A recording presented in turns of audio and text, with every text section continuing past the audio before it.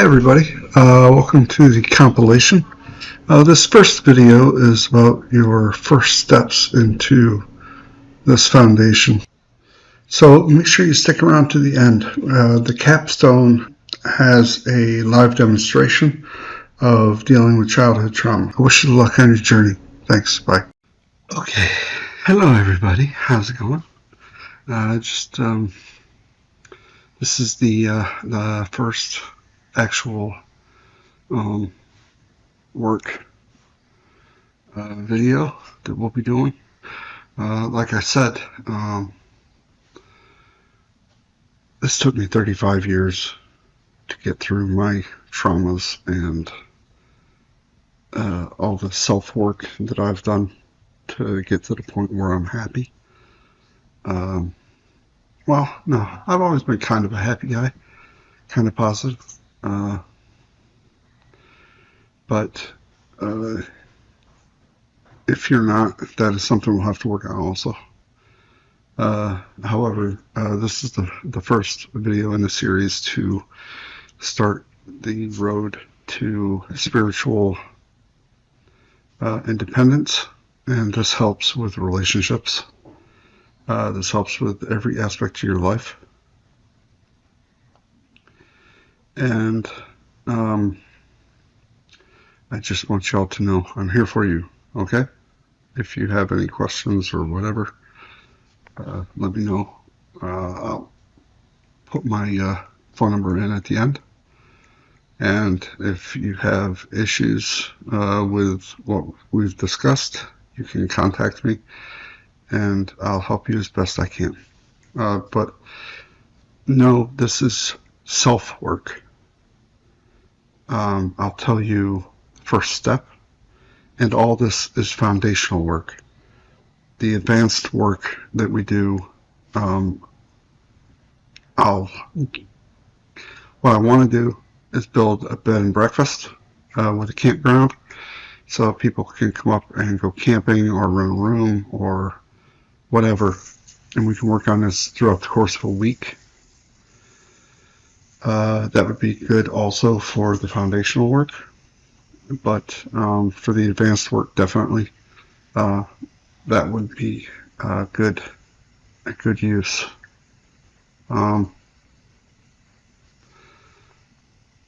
So where we're going to start out today is the first item in the, well, actually the first two. They go kind of hand in hand. And my beautiful wife is looking at me like I'm crazy.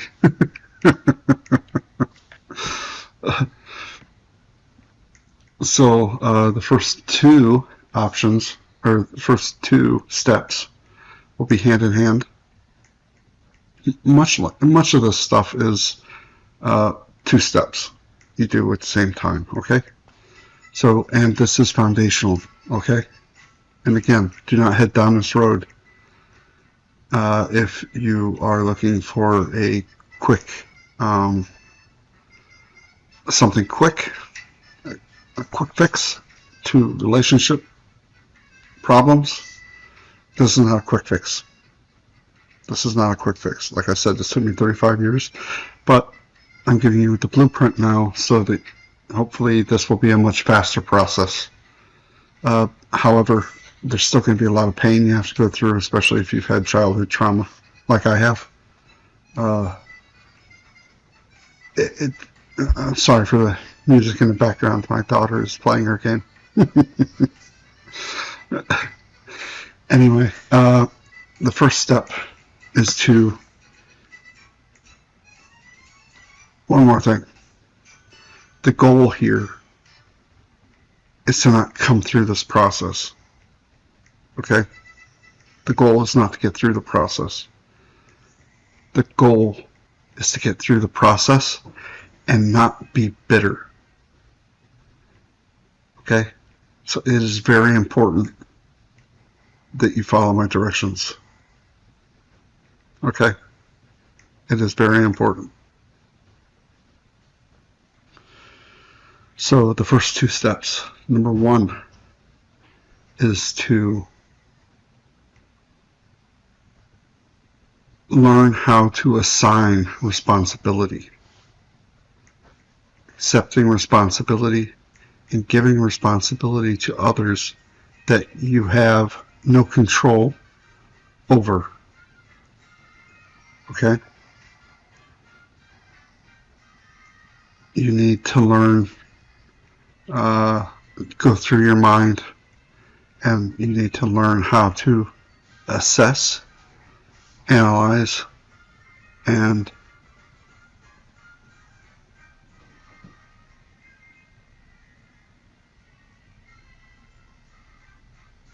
dole out responsibility where it is, where it lies, where it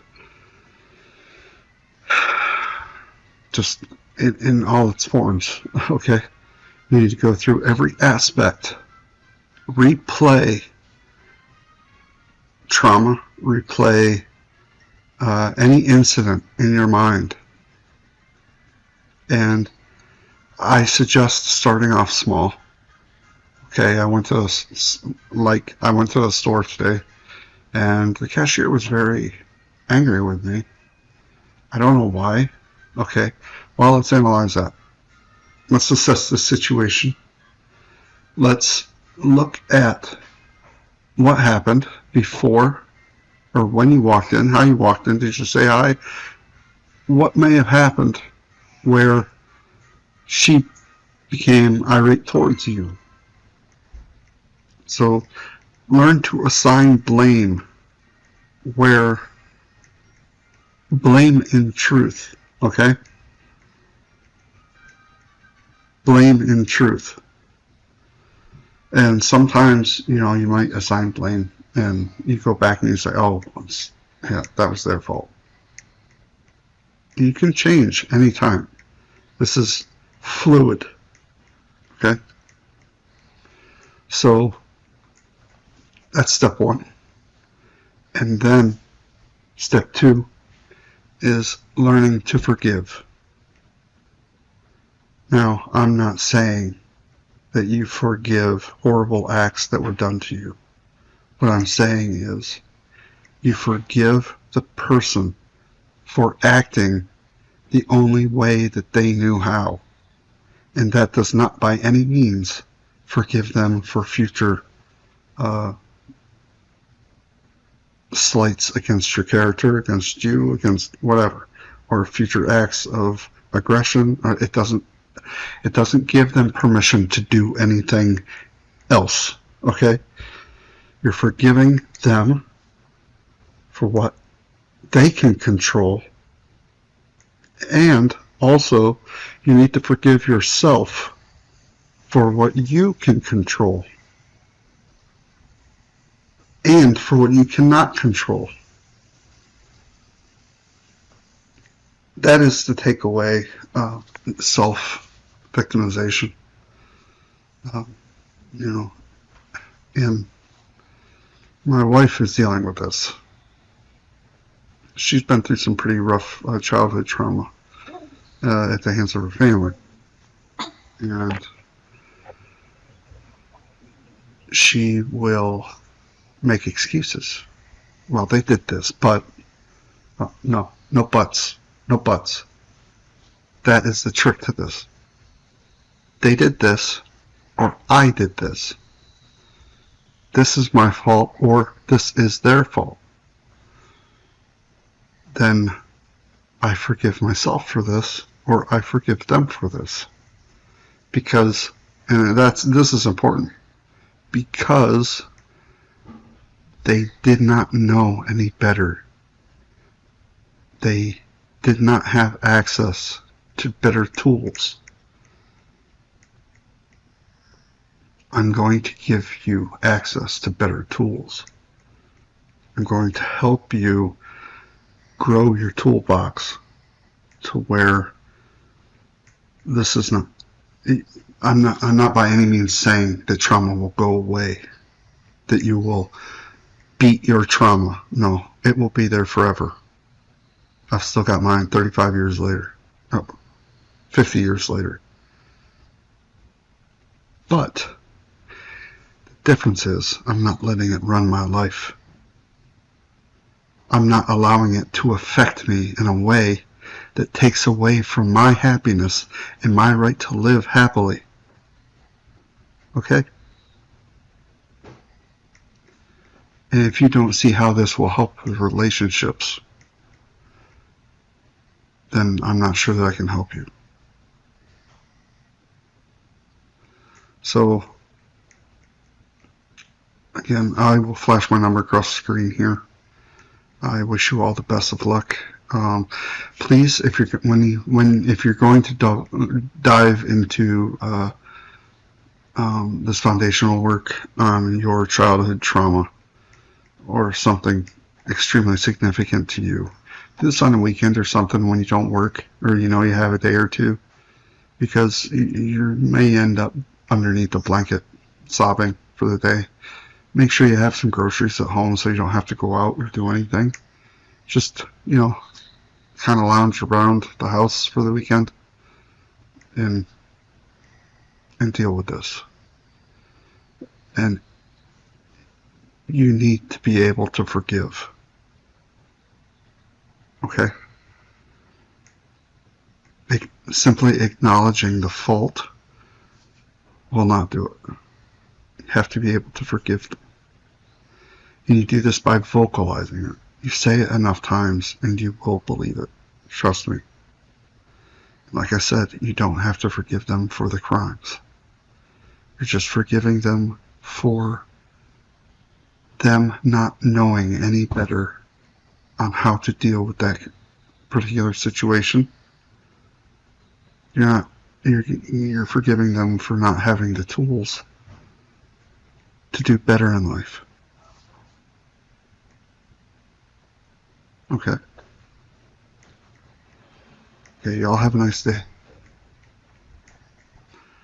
111 is alignment of character and truth. Truth will set us free. I'm going to help you with that. Thank you. You have a nice day. Bye.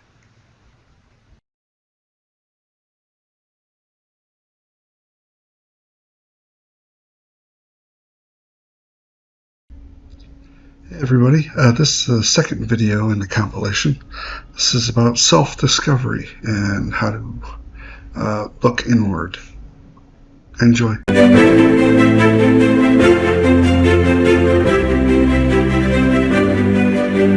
Hey everybody, how's it going? Just thought I'd do a video for you. Tonight we're gonna do Psychology 101. Some things that you might be running into while you engage in this self-discovery, okay? First of all, self-discovery. When you look inward, you can search anything when you look inward. Athletes do this. I did it in high school. I was playing baseball. I played baseball in high school. I liked that. I loved it. And when athletes do it, you get to the point where before you get, 2 days before you get sick, and that gives you enough time to go get some vitamin C, run through the gauntlet of different home remedies and whatnot, just to kind of get, whatever. But for spiritual discovery,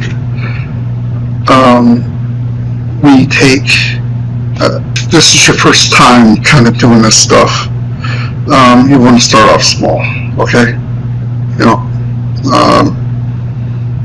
And then you break it down. So you look at what emotions, what was I feeling, what was I seeing, what happened when something changed in them? What happened when something changed in me? What was that change? What precipitated that change? What was a precursor to that change? Just trying to go through that. Okay. I was thinking of something today. Just to walk you through something. I had two things that really sparked my anger. I'm a warrior spirit. I'm an Aries. And my go-to was anger. I was all about that rage. And I had to learn how to get around. There was something that it would, if that happened, disrespect to me, overt disrespect to me, that was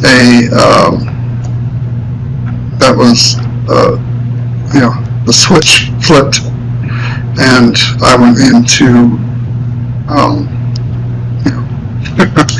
I was a little asshole when I was younger, okay? Anyway, I'm not like that anymore, but here we go. So I would look at my anger and I would think, okay, what did happen that made me angry? Somebody disrespected me. Okay, why did that trigger me? And remember, disrespect, if I see that in them, that's more about me. Every time you get offended, that is a cue. That is a cue for you to look inward. Now, don't go doing that just too much just yet. Like I said, start working on the fundamentals first, okay, the foundation. What we want to do is we want to look at where you're going to see the biggest, the quickest level up is your childhood trauma. But that is a pretty big thing. So, you know you're going to level up after you deal with that, okay? You're going to. But don't just jump in and go right at that. I appreciate that. That's great. I'm a warrior spirit, so I understand that. But at first, it's not always the best way to go. You want to start off just a little small first. If you get it, you're going to get offended throughout the day, probably. Maybe. Most people I know get offended every 5 minutes.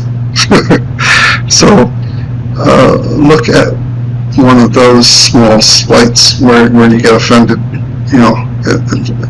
and think, okay, and the small ones, they aren't going to debilitate you for 2 days, okay? Your childhood trauma will, more than likely. Now, I also want to tell you, fire does consume. Fire burns off the impurities, but fire also forges. I promise you, you will come through that. Don't not do it because you're afraid. You gotta, part of it is getting the courage to do it. And I promise you, do it once, and you're like, okay, well, that wasn't too terribly bad. I could do that again. Or even if it was terribly bad, I mean, nobody wants to go to work, but you get up and you do it anyway, right? This is one of those things. You should work through it. You should work through it. It's going to make your family life better.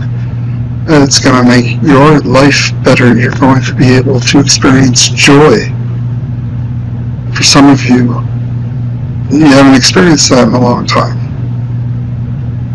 So, okay, that's enough for self-discovery. But I want you to also clock in, like on my phone. We got, you can add a bunch of different alarms.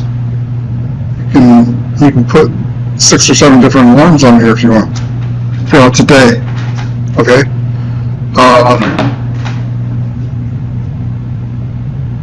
Some of you may have noticed my 4:30 a.m. and 4:35 a.m. I've been sleeping through my first alarm lately. So anyway, anywho, and these check-ins, put them for like every 12 hours or something, especially if you're going to be doing something and this is your first time going through this. And this is to recognize if you're depressed. If you don't do this, you could go a week being depressed and not even realize it. You're just kind of dragging your ass around and just don't want to do anything. You're exhausted. It's not a good thing. And you're treating people poorly.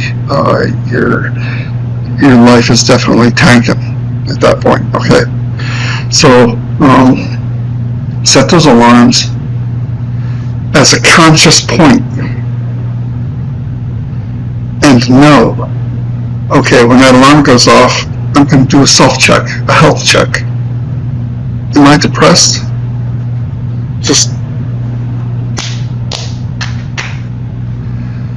Am I happy? Am I depressed? What's going on with me? What's going on inside? What's going on inside? Just to do, a check. Because you cannot snap yourself out of depression until you know that you are in depression. Okay? You cannot do it. And like I said, you could be in it for a week and not even know it. That was typical for me when I was younger and I was doing this. So, just, benefit of experience. Set up check-ins. Okay, what else we got here? Okay, the 4 basic emotions are fear, sorrow, anger, and joy. You want the joy. Fear, sorrow, and the anger we can do without. The fear you're definitely going to experience when you start trying to do this stuff, because that's what courage is. Courage is feeling like, I don't know if I can do this, but you fucking plow through and you do it anyway. Alright? So there is going to be a bit of fear involved with this. But if y'all are, you're looking to engage in this anyway, maybe you've done some ghost hunting before, maybe you've, what's that TV show where they're fighting the demons? When you're fighting demons, Jesus fought demons constantly. Demons inside each and every one of us. Pride, jealousy, all of anger, all of them, rage, guilt. If you're fighting demons, there's going to be fear involved. Oh, that's another thing. Since this is Psychology 101, I am intentionally being abrasive. I want to trigger you. Triggers are, they make people feel a certain way. Offended. And when you get offended, I want you to know it. I want you to realize that's something I gotta look at. Right? That's something you've got to look into with your self-discovery. So,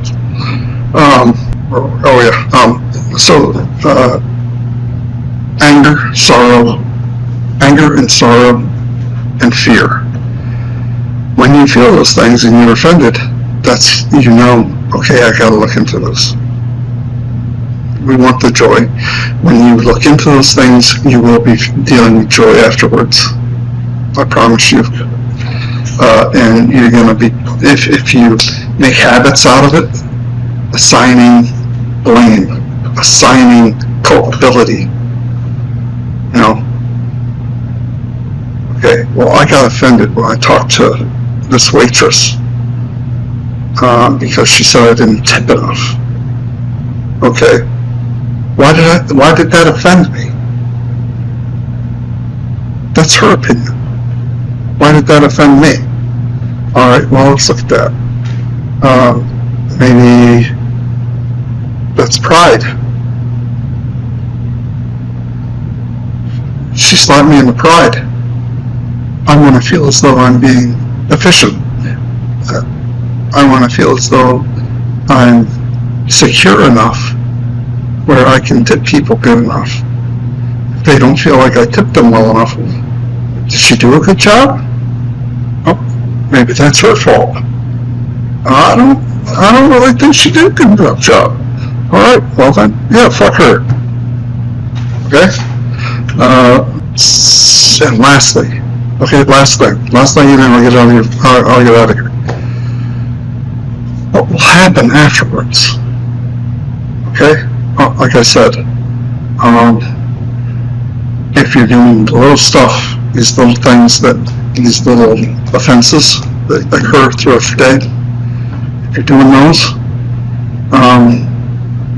they're not going to affect you so much. And it might take 5 minutes out of your day. But we just went through that, through a tipping, a pride problem. No, that was her fault. Well, what if it was my fault? Pride, okay. Yeah, I was prideful. But why? Because I'm not secure enough. I'm not making enough money. Poverty. And that boils down to a lot of it. But after you realize poverty was related to all through those steps up to her saying that, you're not going to have any more problems with that. Okay? You're not going to feel offended anymore if that ever occurs again. You're detaching from the event. You're detaching from the emotion. You're detaching from anger. Okay? Do that enough, and you're not going to feel, if somebody overtly disrespects me to my face, guess what? Fuck you, buddy. And just keep walking. I'm not easily aroused. But that's your psychology 101. And these will definitely help you as you're going through your initial breakthroughs. This is going to help you. You're gonna start getting quick with this, and as you do 5, 6, 7, 8, 9, 10 of you get offended 10 times. You've gone through those. You're going to start feeling, okay, this is cake. I can do this. And then you want to try maybe one of your childhood traumas. Well, it's a different beast. Like I said, you're going to be under a blanket for a couple of days. It can hit you like a fucking truck. Okay? I promise you. You're going to know it. And you're going to come out of it. It's going to feel like your brain capacity is just gone. Okay? You're going to be your head is going to feel like it's 100 pounds. And you're going to feel depressed. You're not going to be able to function very well another trick. Do this in the afternoon. That way you go to bed afterwards. You wake up, you're a new person. Literally, you are a new person. You're not going to have the same problems. If you tackle one of your childhood traumas,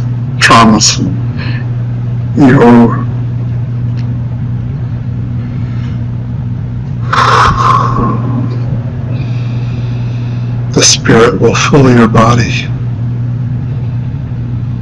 You do it enough. If you hit these, you will detach. To detach from your childhood traumas is so liberating.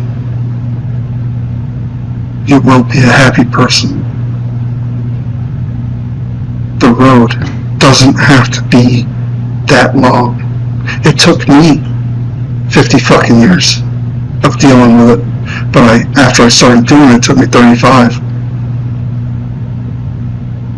And like I said, well, we've got other stuff to work through, but these first two steps, you start doing these, you know, start off small.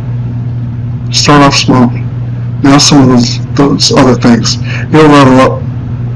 You'll level up in no time. And you'll get through it. You'll get through it. I promise you. You will get through it. Have faith. Walk in faith with God. Here's something about that. Walking in faith with God. You know God is there. That's never going to change, right? Faith. What is faith? Why are people having problems with faith? I don't understand it. I've always had a very strong faith. Always. Then I realized it wasn't my faith in God that I questioned. It was my faith in the institutions of church. I never got along with those people. I never got along with anybody. I've always had a hard time dealing with people. Now we know why, huh? But God,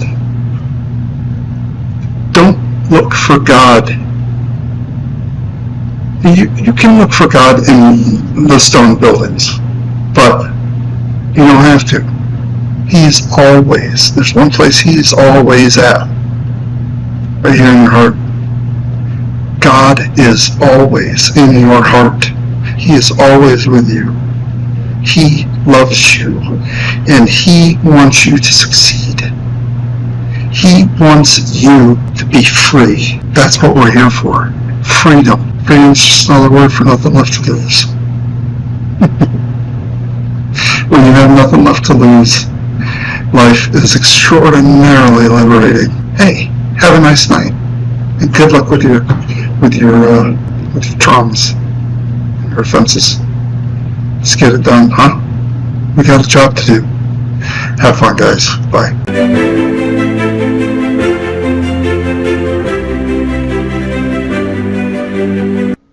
Hi, I'm glad you're still around. This video is about inspiration, where you can draw it from and how to draw it. This will help you greatly. Thank you very much for sticking around. Bye.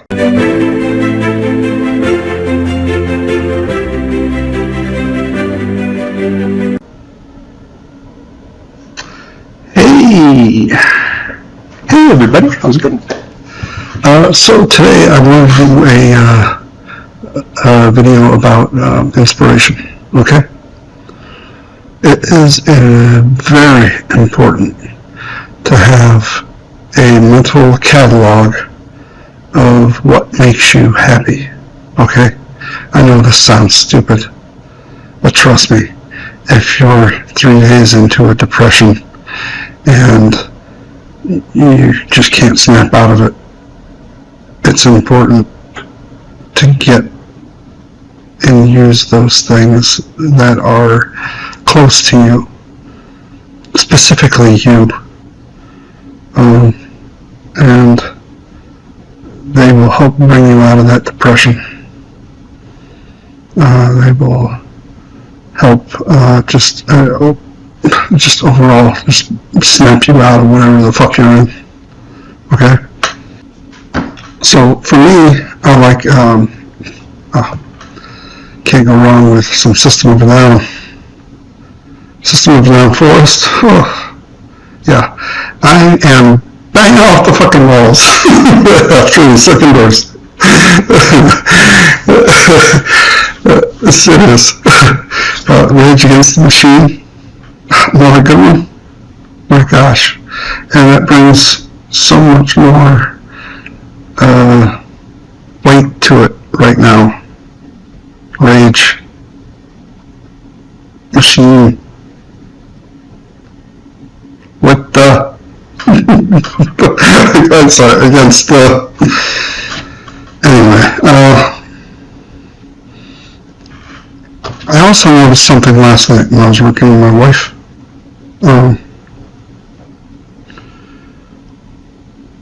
Some people don't know how to look inward. So I wanted to just walk you through that real quick, okay? I'd like to close your eyes and imagine you're pulling your senses down to your heart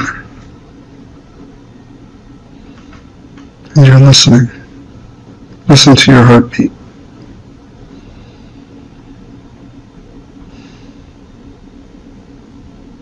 No other sounds, nothing matters at that point. Nothing matters. Just you looking into your heart. And then start talking. Mentally. Because when you explode outward, it doesn't do a fucking thing. You need to not explode inward, but you need to logically analyze inward. Now, I know I'm saying it, and this can be downright hard for people. Seriously, to get some people to accept responsibility for their own actions, holy shit. It's not an easy thing to do. And to get people to forgive other people, I worked with my wife for 3 years to get her to forgive her ex-husband for cheating on her. 3 years.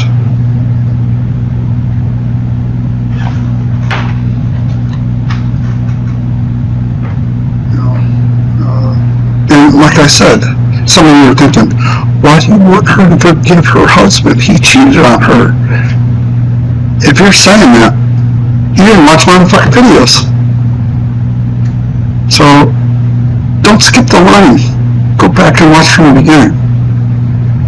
Second, you have to learn to forgive because they don't know any better.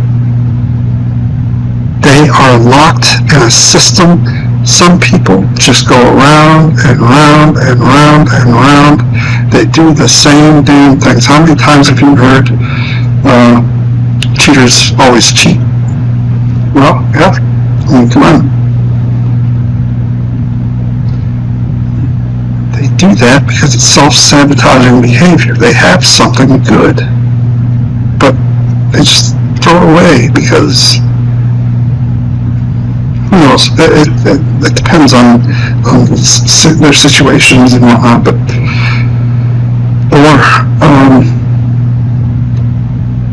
some people just give and give and give and give, and they never receive. And you can't do that. I mean, have trouble with that. I'll admit that is something I have trouble with, and that's probably, that's something I need to look into, I guess. But you have to, preaching to the choir, huh?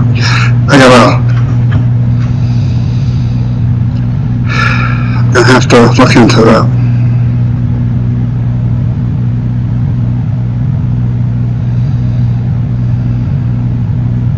Spitting out all this truth, I gotta deal with it myself. I like to help people. Sometimes I do it. Enough of that, sorry. So we went over inspiration, finding your inspiration, what works for you. And we went over how to look inward. Also, coping mechanism, coping skills.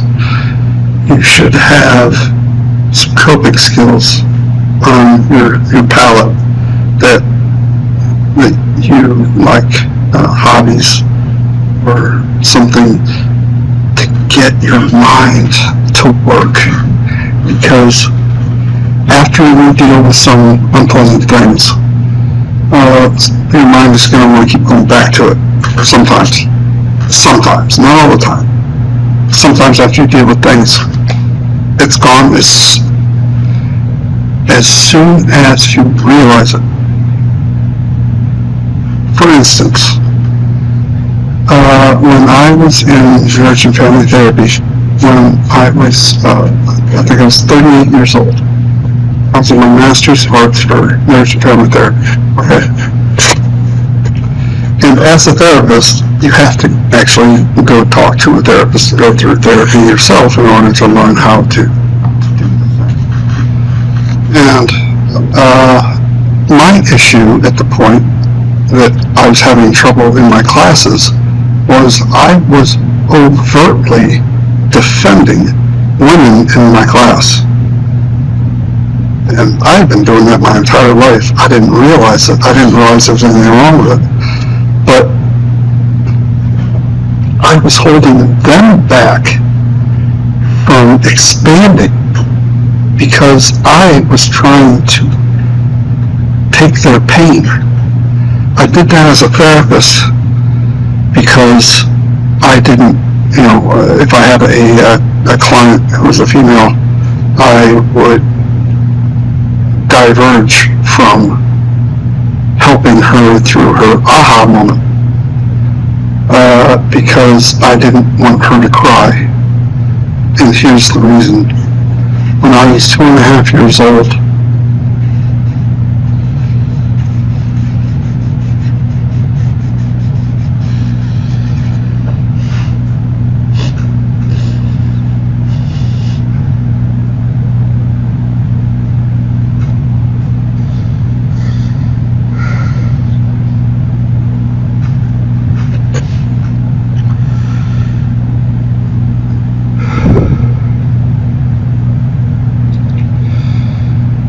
I was 2.5 years old, my father killed himself. I know what you're thinking. 2.5 years old, you don't remember shit. Well, from 2.5 years old till the time I was 8, every time I woke up at night I saw a dead body on the floor. I experienced recurring nightmares until the time I was 38 in these classes I'm telling you about, of which we're going to go over sometime, recurring dreams. It's very incredible. It's an incredible thing to go through. I'm also going through it in the English book. I realized that I was defending women because when I was 2.5 years old, every time I heard a woman cry, from the time I was 2.5 to the time I was 38, I thought that woman was crying over my father killing himself. You tell me that didn't affect me somehow.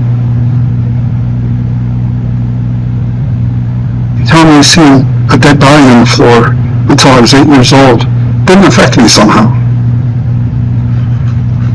You tell me having recurring nightmares every fucking night until I was 38 didn't affect me somehow.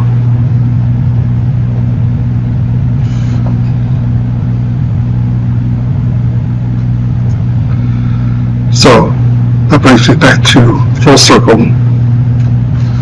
Why we're doing this. So you can live where these traumas don't affect you in your everyday life. And to help you with your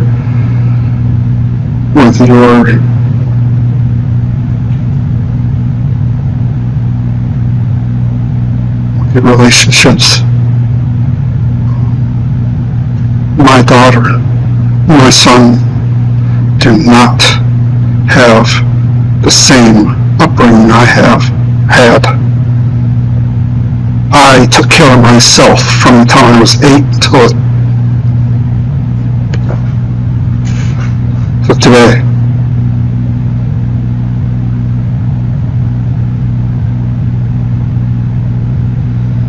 So,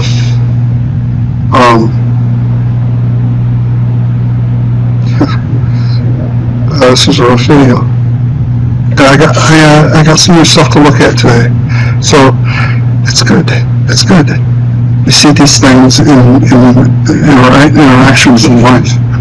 And the thing is, don't run from it. Never run from it.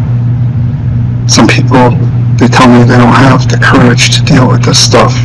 That's bullshit. Do you have the courage to stand up?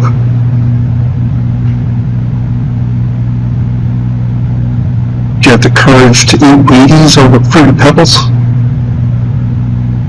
Do you want to be a better person?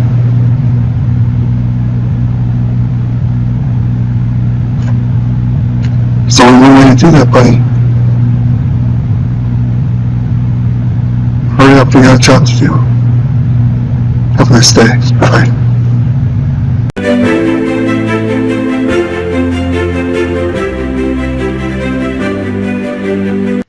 Hey, thanks for sticking around.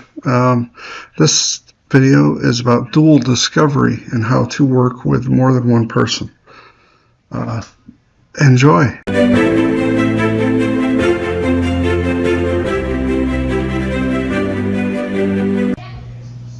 Hey everybody, how's it going? So I wanted to talk to you today about, I realized it the other day, when I was talking to my wife. You can do this in a dual discovery fashion, and it works, especially if you are having trouble at the very beginning of the work, assigning responsibility, culpability towards whoever. And if you are speaking with someone in this fashion to do a dual discovery kind of thing, then you should be speaking with them in an environment that is free of clutter, noise, any kind of something that's going to take your attention away. You want to be invested. So you can things. If you're doing this in a couples fashion, talk about past arguments or something. Anything that would have elevated your blood pressure that day or the day before, something that's fresh in your memory, and then the other person can help you be accountable to the reasons for that outburst or whatever. But also do it in a way where you're going to have to do this with someone that you really trust, and you don't want to intentionally upset the other ones and force new arguments. Okay, this is solely about past arguments. Okay, as you get better at it, and you can do it in the moment, then you can look at, you won't need that other person to help you. For one, you'll be doing it on vivo in the moment, and it becomes a lot easier when you're doing it like that. So you can do this with someone else. We'll call it dual discovery. And okay, and when you're talking about those things and you realize that you've gone over something that that you need to delve into more. Oh, okay, sorry, just had another idea. After you figure out that you've got something that you need to look into, then go out of the dual discovery and into the self-discovery and chase that down and beat it to death. All right? Chase it down and beat it to death. You're slaying demons here, okay? Yeah, no mercy, no mercy.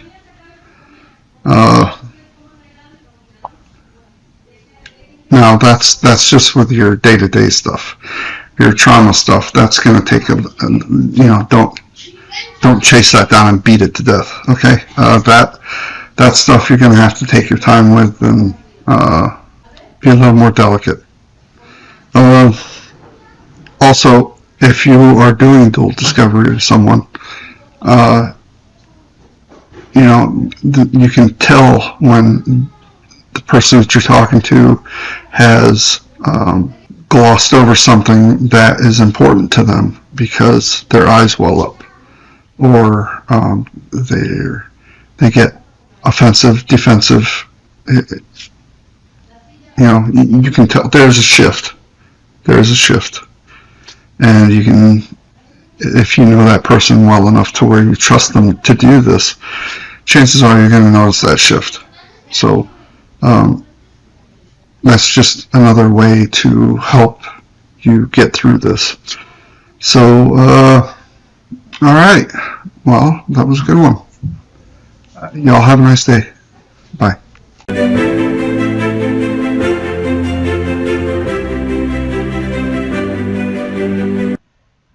Hey, I see you're still here. That is awesome. So this video is about learning to assign responsibility from a different point of view. This is from a business aspect. I know I'm really driving it home and really digging in, but it is extremely important. This is the first foundational skill. So please, this is just a different way to talk about it, and this is much more logical, and it breaks it down into 3 steps. All right, thank you. Enjoy.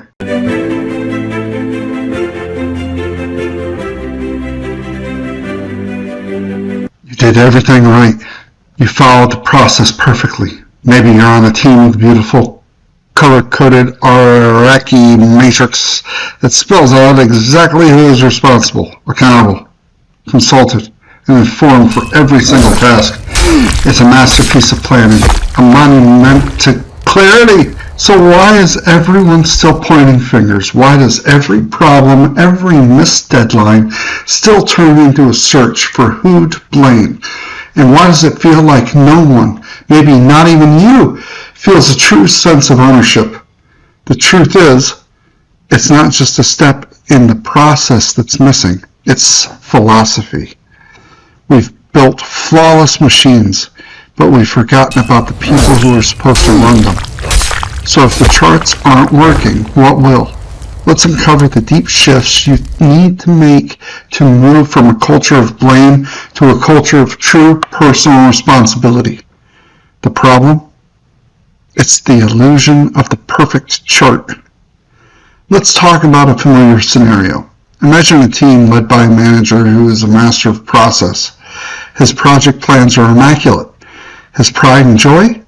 A Reiki matrix. A tool used for decades to try and bring order to chaos. He'd listed every task, identified every team member, and assigned the letters RACI. On paper, it was foolproof, zero ambiguity. But in reality, the team was paralyzed. When a deadline slipped, the person marked responsible blamed the person marked consulted for not giving input fast enough. The consulted persona said they'd never been properly informed about the urgency. And the person ultimately accountable? The manager.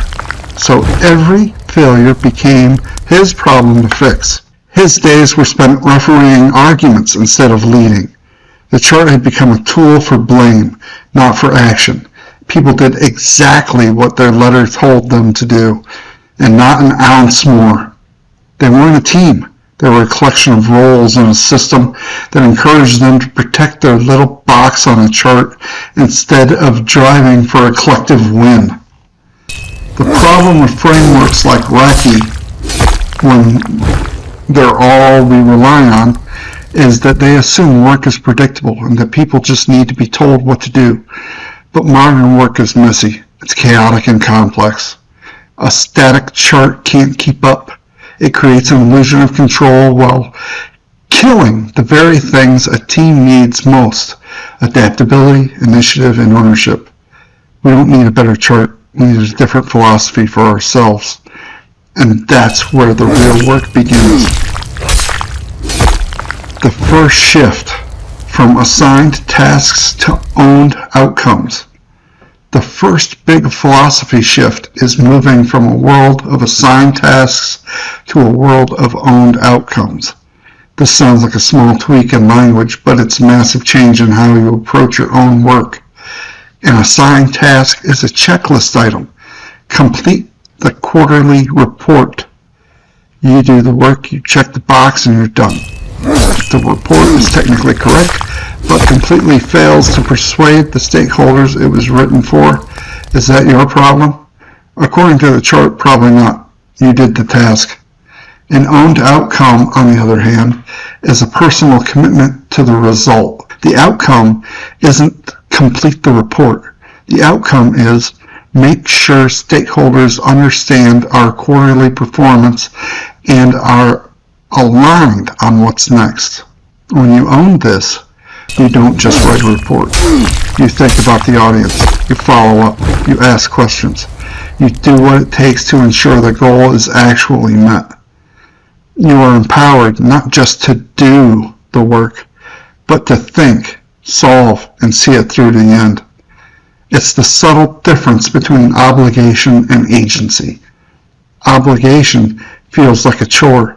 Agency feels like an investment. We will always fight harder for something we feel a part of, not for something that's just handed to us. So how do we make this shift? You change how you accept work. Stop just taking tasks and start seeking problems to solve. Instead of waiting for a manager to say, I need you to call these 5 clients, you can approach them and say, I see we need to boost our client retention. I'd like to own that problem and come back to you with a plan. See the difference? The first is a command you follow. The second is an invitation. You create an invitation to think, to create, and to take real ownership. It shows you are ready to solve problems, not just follow instructions. That's how you start becoming someone who doesn't just complete tasks, but actually achieve goals. The second shift, from fear of failure to freedom to learn. The second shift might be the most critical of all. You have to move from an internal fear of failure to an embrace of a freedom to learn. Think back to that team with the Rocky chart. Why did they cling so desperately to their assigned letters? Because it was safe. If they did exactly what the chart said, they couldn't be blamed. The chart was a shield. That is what happens when we operate from a place of fear. We stop aiming for success. We just aim to avoid failure. And in that environment, innovation dies. Risk-taking disappears, and progress grinds to a halt. This fear is usually rooted in punitive accountability, that whole get this done or else mentality. It treats every single mistake as punishment crime instead of an opportunity to get smarter. The alternative to help build what Harvard researcher Dr. Amy Edmondson calls the learning zone, a place where both psychological safety and accountability are high. Psychological safety is the belief that you won't be punished or humiliated for speaking up with ideas, questions, concerns, or most importantly, mistakes. It is the absolute bedrock of high-performing teams. When we feel safe, we can finally focus on the work itself, not on the stress of trying to look perfect. Creating this safety isn't about lowering standards or getting rid of accountability. It means we can finally be accountable in a way that leads to growth, not punishment. When a mistake happens in a psychologically safe place, the question isn't whose fault is it? It's what did we learn from this? You contribute to this with your own actions. When a colleague brings you a problem, do you get frustrated or do you get curious? When an experiment fails, do you look for who to blame or do you ask the team what can be learned from it? We have to stop expecting our leaders to have all the answers and start being the ones who ask the right questions. We can help protect our teammates from blame. We can choose not to punish a learning error. When you do that, you send a powerful message. Mistakes aren't proof of incompetence. They're the non-negotiated price of progress. The third shift, from a culture of balance to a system of support. The final philosophical shift is moving from a personal instinct to blame to a proactive commitment to support. This is where our role on the team evolves from a simple contributor to a true partner. A culture of blame is all reaction. The problem pops up and a hunt for a culprit begins. A system of support is proactive. It anticipates challenges and helps the team win together. Our job isn't just to do our part, but to make sure our colleagues have what they need to succeed as well. What does that look like? It means shifting your focus from an individual performance to an overall health of the team's ecosystem. Are expectations actually clear in conversation, not just on a chart? Does the team have ways to communicate openly and hold each other accountable with respect? Do we feel empowered to solve problems together, or do we wait for a manager's permission slip? The great irony here is that when you let go of trying to control your specific silo, the entire team often becomes more disciplined. It's a bit like a concept speaker Mel Robbins popularized called the let them theory. If you're frustrated with a colleague's process, let them. Try it their way and be there to support them. Instead of trying to force people into a box, you can address the reality of the situation with support and clear communication. By trusting your peers to be responsible, you give them the space to step up. A supportive teammate doesn't solve every problem for others. They create an environment where the team can solve its own problems. They break down silos, cheer on collaboration, and make sure everyone is rowing in the same direction. Accountability stops being a top-down mandate. It becomes a peer-to-peer commitment, a standard of excellence that you uphold for yourself and inspire in others. That system, built on personal responsibility and mutual respect, is infinitely more powerful than any box on a spreadsheet. Look, making these shifts isn't a walk in the park. It takes real courage and a whole new way of looking at your role in work and in life. If this is resonating with you and you're ready to build a reputation for true ownership, make sure you subscribe and hit the notification bell. While that doesn't necessarily help, we've got a lot more to cover on personal growth, culture, and what it really takes to perform at a high level, and this will keep you involved. Let's go back to the team and their perfect recce chart. The chart was just a map, and a map is useless if the travelers don't want to go on the journey, don't feel safe on the road, and have no idea how to help each other when they get lost. Eventually, the focus has to shift away from the chart. The conversations have to change. We have to stop asking, "Did you do your task?" and start asking each other, "What do you need to achieve this outcome?" We have to stop punishing failures and start celebrating the lessons. We have to stop being referees in a blame game and start being coaches for each other. Slowly, things can change. Finger pointing turns into collaborative problem solving. Paralysis turns into proactive initiative. People start talking to each other instead of escalating issues. They aren't just responsible or accountable anymore. They are invested. They own it. Because real responsibility can't be assigned. It can't be dictated by a chart or a job description. It's a feeling, an internal commitment that grows from a philosophy of trust, safety, and empowerment. It's nurtured in an environment where we are given outcomes to own, the freedom to learn, and teammates who have our back. That is the philosophy you might be missing. Thank you all very much for sticking around. Have a nice day.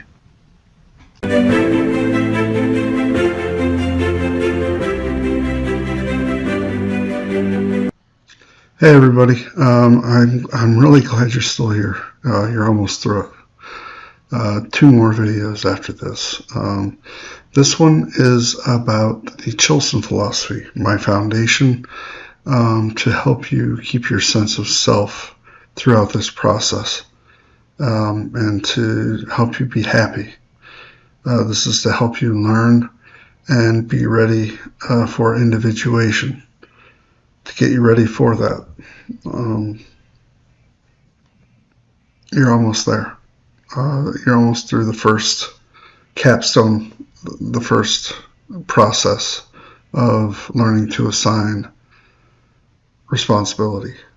Anyway, I'm rooting for you. Have a nice day. Bye.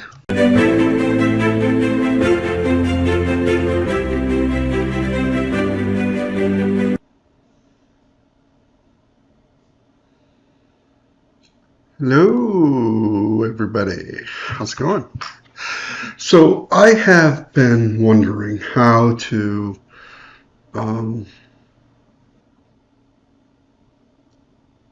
release this with a monicum of reliability, in that I am going to be referenced for this information, and I figured it out finally. I'm just going to copyright it. So shortly before this video is released, it will be copyrighted. So if you attempt to reproduce this information in any way, know that I'm watching and you may be sued. I will be very diligent in keeping this information close to my channel and my things. I have a series of books releasing where there is I go into more depth about my personal experiences with the concepts that I'm about to go over. And I'm calling this the Chilson philosophy to individualism. Okay, Carl Jung was a brilliant, absolutely brilliant psychologist, and his work on individualism is incredible. It's awesome. However, as I was growing up, before I knew about psychology, I went into my psychology degree after when I was around 35, 36, 30, yeah, 35 or 36, yeah, somewhere around there. So I did not know the concepts. I did not know the terminology. I did not know any of that stuff. Little doggy. uh, I'm gonna have her come say hi. Hey.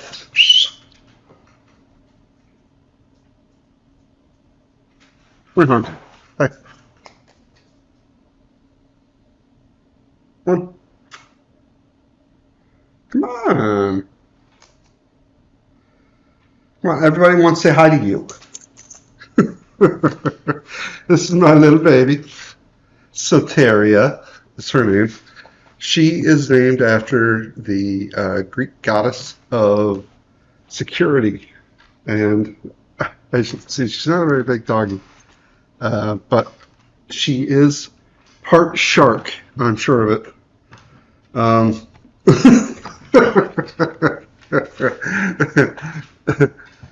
Anyway, so these concepts are based off of my personal experience through childhood trauma, through just untold amount of failed relationships, betrayals, to and from. You know, I'm no stranger to cheating with a woman on another man. I did that once, and I'll never do it again. It was a mistake. I didn't realize if I knew then what I know now. You know, I'm sure we can all relate to that. And he was a good friend of mine too, unfortunately. But, you know, c'est la vie. We all learn as we grow up. Not always in a good way. Cheaters always cheat. Had I known this about her at the time when we did this, I would have. I definitely would not have done it. I'm not saying it's a regret, because every action through my life has turned me into the person that I am today. And whether or not you agree with the person that you are today, take and accept responsibility. That is step number one. Take and accept responsibility. Okay? You did it. Own up to it. Own your responsibility. Own your actions. It's yours. Accept it. You did it. No sense crying over spilled milk, you know? But second step is learn to forgive. Forgive yourself. I forgive myself for not knowing any better for how to deal with that situation. I was young, I was stupid. Young, dumb, full of cum, right? That's what they say. So it was a girl that I wanted. So I took her. Of course, it was mutual. I didn't force myself onto her anyway. But it is what it is. I'm very persuasive when I want to be.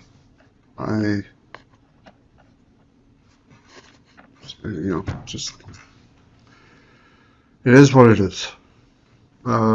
So that's step number 2. Learn to forgive, not just yourself, other people who have harmed you in other ways, who treat you poorly. Forgive them because they don't know any better. They're dealing with the tools that they have to deal with specific situations that they're currently dealing with. And given the exact same predicament, can you be sure that you wouldn't do the same? Some of us can say unequivocally, yes. But this is also an empathy exercise, an emotional intelligence exercise. You're learning to look at other people's situations. You're learning to give empathy. Now, this does not mean that you are going to empathize with your perpetrator. That is not at all what I'm saying. Please do not read into this. I'm giving you specific steps, okay? Forgive for what they cannot control, you or other people otherwise, okay? That's step 2. Step 3 is número 3 for our Spanish-speaking people.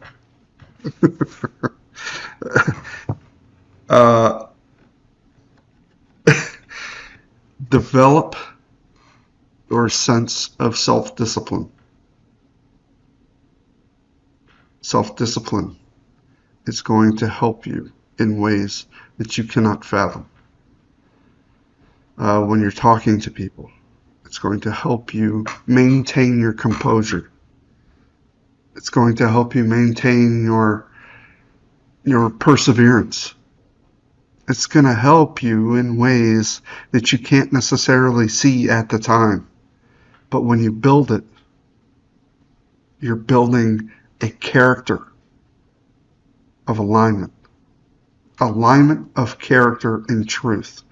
All of this leads toward alignment of character and truth. Okay? Now, just because we're all headed the same way doesn't mean we're all the same person. Okay? That we're going to get into later on. Because these are only the foundations. This is the foundation. Okay? Later on comes Carl Jung's part, individuation. As I was going through my psychology degree, individuation was a footnote. And I remember reading that, and as I'm sitting here, I can see me reading that because it had such a big impact on me. It was a footnote, a paragraph like this. Now, of course, I understand there's a lot more to it than that. He wrote untold volumes. He wrote a lot of books about this. But unless you study him specifically, which, I mean, you can say about any master of psychology, you have to study that person specifically to understand what exactly their contribution was. Carl Jung was an incredibly brilliant man, and individuation will come later on. But I'm teaching you the steps on how not to be bitter throughout this process, because individuation does not go into this work. This is work that is going to take you time. This is years upon years. This took me 35 years after. Well, I mean, I didn't have this blueprint in front of me. I didn't have it. I made it up as I went because I saw that I was self-deficient in certain areas. And I did these to make myself more efficient and more able to be efficient and just, you know, there's a lot to this, and it's going to take you years. You're going to have the blueprint, but it's still going to be years. Self-discipline is not an easily garnered skill, and it's going to take mental awareness, self-awareness, physical awareness. You're going to have to be aware. Okay, the next step is patience. Develop your patience. That's step 4, okay? Gotta have that. Gotta have patience. If you don't have patience, you're not going to be able to develop all this stuff. Now, this being said, there are some things that allow these steps to be done simultaneously, okay? If you go in the military, you are going to develop a sense of right and wrong, and you're going to be able to establish that you are responsible for your own actions. They are not going to teach you forgiveness. They will not teach you that. They will teach you assigning responsibility, definitely. They will teach you self-discipline, most assuredly. And they will definitely teach you patience. Hurry up and wait. That's not just a saying. It's a way of life in the military. Okay? So, that's step 4. Step 5, just like forgiveness, just like learning to forgive, this one is extraordinarily important. This will help you with your patience. This will help you with your self-discipline. This will help you with assigning responsibility. And this will help you with forgiveness. Number 5, learn to love. Love everyone. There was only one perfect being on this planet. His name was Jesus Christ. I do not expect you to be like him. God does not expect you to be like him. However, we can strive to follow his path. And that is why I said at the very beginning of this endeavor, if you're not following God, I don't know how to do this. I don't know how you can do this. My God is a God of love. I know that he loves me. I know that he cares deeply for me, and I know that he is going to help me in every way that he possibly can for me to achieve my goals. And I know that he's going to do it with love in his heart, because I am his child. For those of you that are parents, you understand this. If you aren't parents, I know you don't want to hear this, but I'm going to say it anyway. Someday, you'll understand. If you don't have kids, if you have a dog,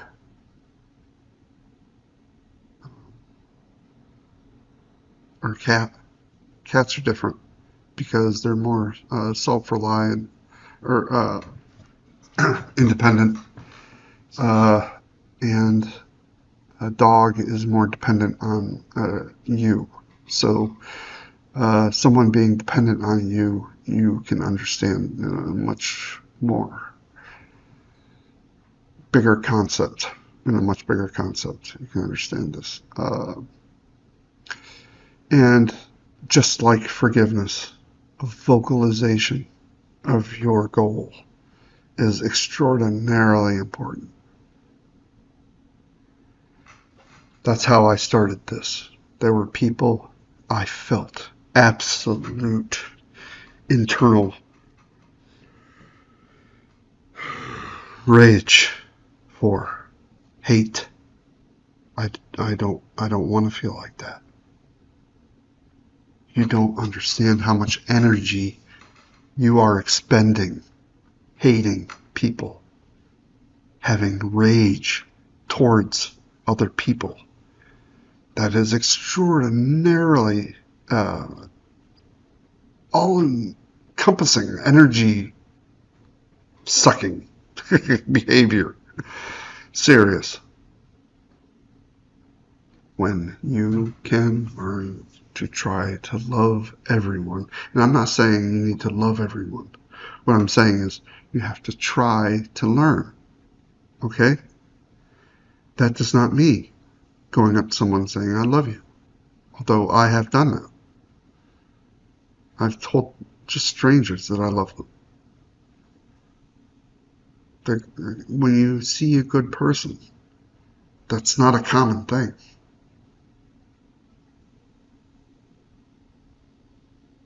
These steps that you're going to follow, these are not common things to follow.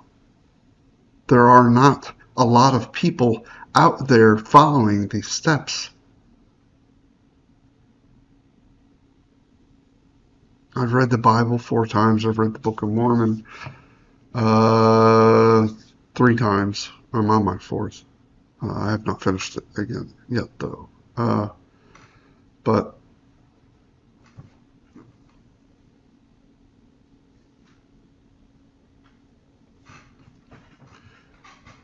these steps will help you in many ways. And the work that we've been doing up to this point with the other videos is learning to accept responsibility, and is learning to dole it out, and is learning to assign it. That is the first step. That is what we're working on at this moment. If you are further than that, let me know down below. Okay, and I'll start working on other skills. I'll start putting out videos for other things. But like I said, this is years. It took me to the time I was 17, I accepted responsibility. I was 17 when I accepted responsibility for my actions. 17. So that was 33 years, 33 years I've been working on this.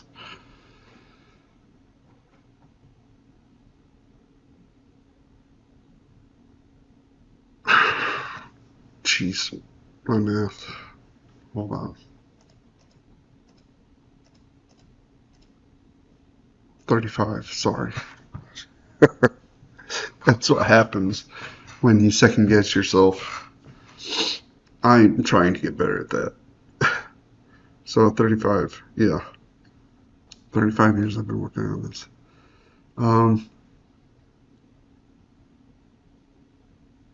So, I mean, these steps are extraordinarily important. And they will help you, they will guide you through your life, and they will get you ready to learn about individuation and to implement it. Because when you start knocking off archetypes, you're going to wish that you had a solid foundation. You don't want to do that all willy-nilly. Do not want to do that all willy-nilly, if that's what you're going for. So, y'all have a nice day. Bye.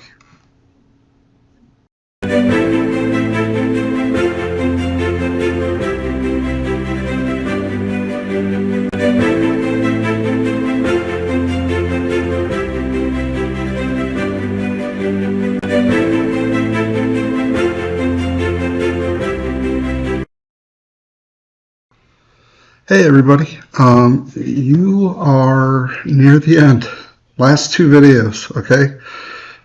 This one is about recurring nightmares, recurring dreams, that sort of thing, and a basic idea of how to interpret them, or how I interpreted mine. You can draw inferences from that, and I would be happy to help you get through any of yours. I know the stress that they can cause, always waking you up at night and dealing with those. So please don't hesitate to give me a call.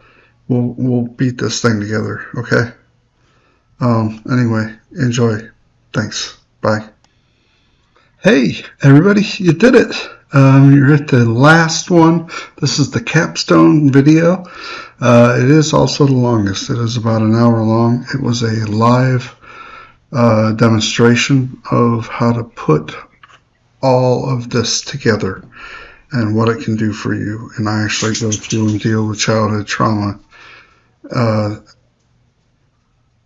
in this. And another thing that was bothering me through a discussion with my wife. But I deal with both of them. So please let me know how you're doing down in the comments. All right? Have a nice day. Bye.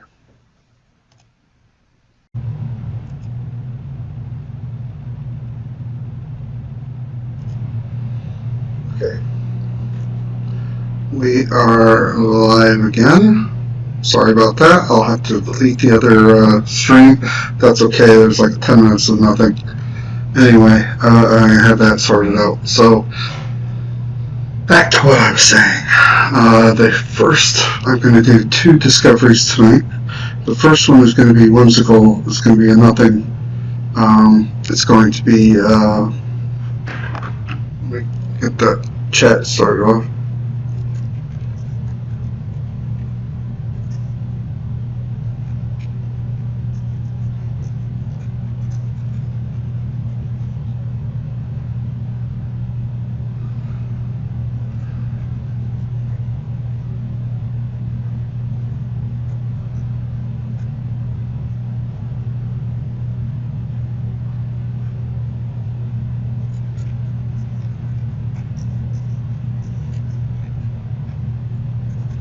Okay. So yes, dude, please chime in when you like. Okay. So the first one's going to be whimsical. We're going to do 2 self-discoveries. The first one's going to be whimsical. The second one's going to be childhood trauma. I'm pretty sure. Not sure because I haven't done it before. This is my first time doing that one. It's just a couple videos ago. I rubbed across some emotions during a video, and I have not had a chance yet to delve into that. So I will delve into that tonight as the second self-discovery, and I'm pretty sure that is going to be childhood trauma. I'm pretty sure. 95% sure. So I don't know how that's going to affect me, but I will try to keep you all in the loop of my reasoning, what I'm going through, all that stuff. And tomorrow, or I'm doing this late enough where I'll probably just go right to bed afterwards, which is awesome. If you can do it like that, like I had suggested to y'all before. So one of the things I had suggested was you do this late in the afternoon, or that way, you know, you just go to bed and you wake up a new person. So with this being childhood trauma, I'm not sure if it will be that easy. I might be laying in bed until Monday. I don't know. But one of the things I'm going to do to help me with that is I'm going to take my phone out. I'm going to set my alarm for on a Sunday, so I don't mind if I oversleep a little. If you're dealing with childhood trauma, you want to get a good night's sleep. Just sleep until you wake up. Serious. So I'm going to set the first one for 11 a.m. and I'm going to set a second one for like 4 p.m. And these are just self-checks.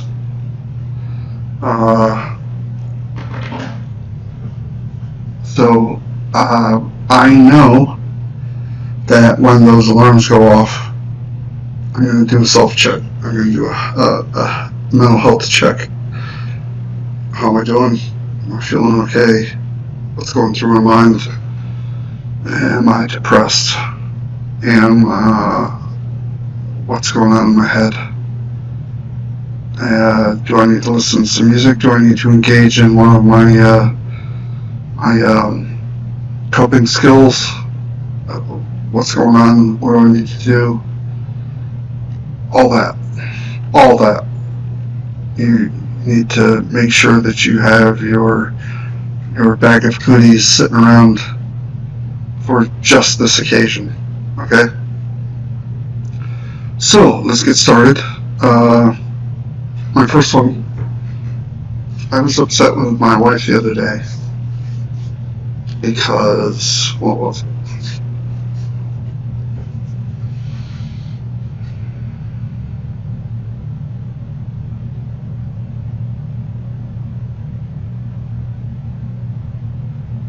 Sorry, this doesn't happen very often, and that's, I'm a happy man, I'm a happy man because of my mindset. So I am patient, and I'm kind of detached from excessive feelings of anxiety and whatnot.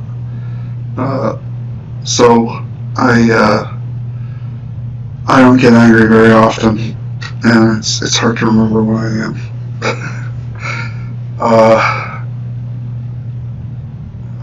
Things just slide by. So,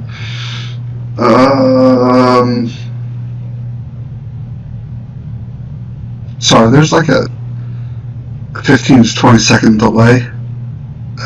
So if anybody chats, I'm not sure if the chat is like that too. But just saying, there's like 15, 20 second delay that I'm aware of. Okay, so I was mad at her because, what's it?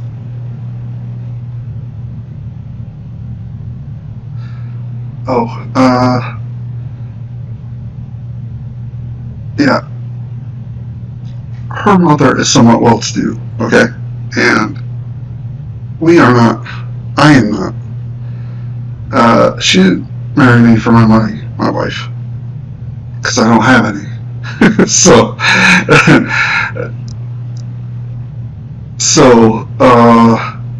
She was telling me how hard her mother worked for the money that she had, and that got to me because I've worked my ass to the bone throughout my life, and she doesn't understand. For instance, I saw a video of some millionaire who said he went and gave away all of his stuff and started out homeless just to show everybody that anyone can do it.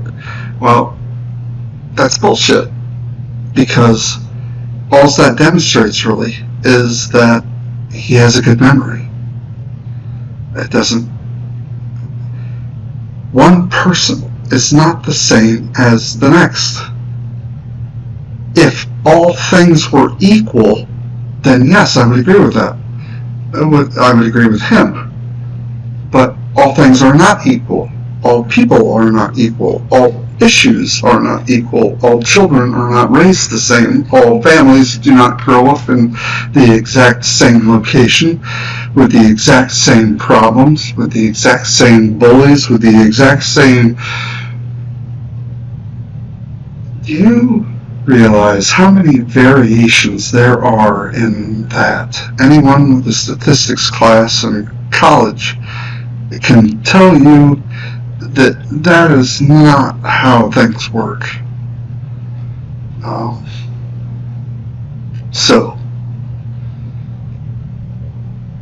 And I tried to explain that to my wife. Just because someone is lucky enough to fall into money does not mean that anyone can do that. And I got upset about that. And that's what we're going to be delving into. So, let me grab some water.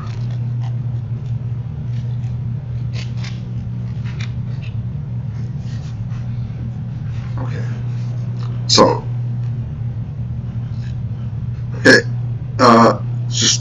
promise out there. I've never done this in front of people to the point where I'm communicating everything that's going on. Okay, so please forgive me if I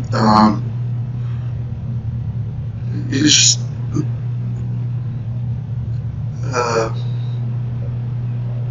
throw something up in the chat. Maybe, I don't know, if I'm not being communicative as you would like. I will try to keep. I'll try to remember to communicate my mindset, what's going on.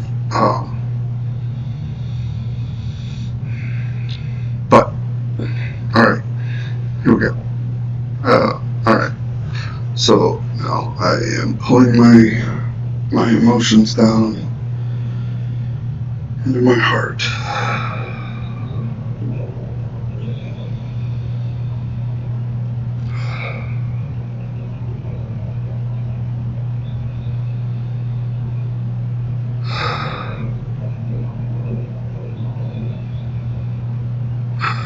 First, Heavenly Father. So let's pray. Heavenly Father, please give me the strength to get through this. Help me get through this as efficiently as possible, and help me level up. Please help me deal with this issue that I'm seeking to deal with, and please help anyone else who starts on this journey. Thank you, Lord, in the name of Jesus Christ. Amen. Okay, so just get that out of the way. All right, let's go.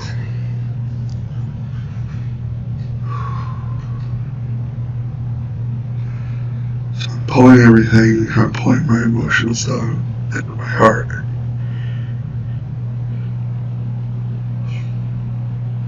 I'm thinking about that day that I got angry with Yaz. I was angry because she felt that anyone who worked hard enough could get rich, and I got upset. Why would I get upset over that? I got upset because pride. Pride. That's a demon of old. I feel the Spirit going through me. It feels extremely good.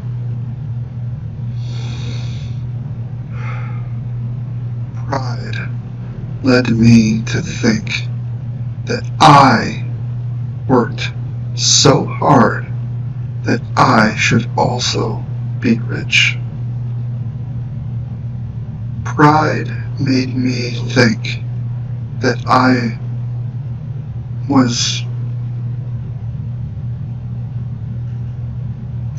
what? Pride led me to believe that I was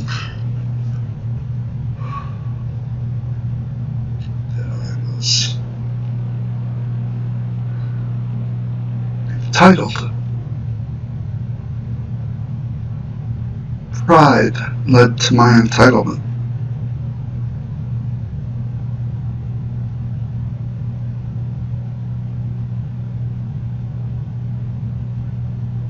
I forgive Yaz. I forgive Yaz because she didn't have anything to do with setting off my pride. I forgive Yaz because she was just having a conversation with me, and I was offended. How do I keep from being offended again? How do I get rid of this prideful act?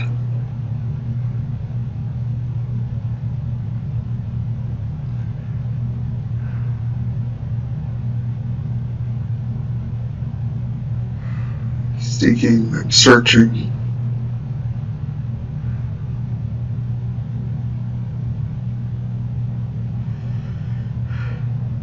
I get tired.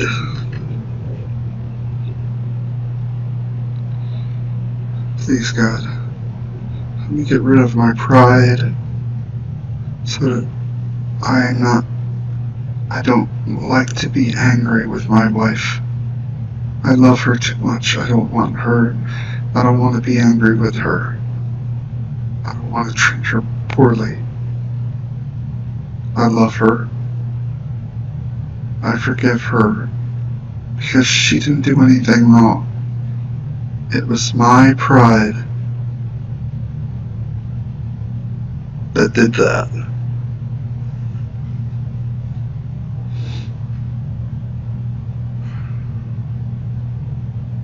My pride. Is that it? It doesn't feel like it's it. There's something else there. Because I haven't felt anything. When you terminate one of these, you'll know it. It's like a sparrow flying out of your brain. It just leaves you, and you know that it leaves you. Or not all the time, though. But it just feels like there's something still here.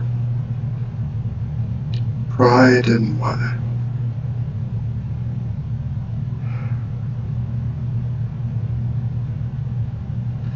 I know there's something else because I'm not satisfied. I can sense that I'm not finished. You know what I mean? I feel like I'm not finished. So, here we go. Or maybe this is just the feeling of being on camera. Trying to do this for other people.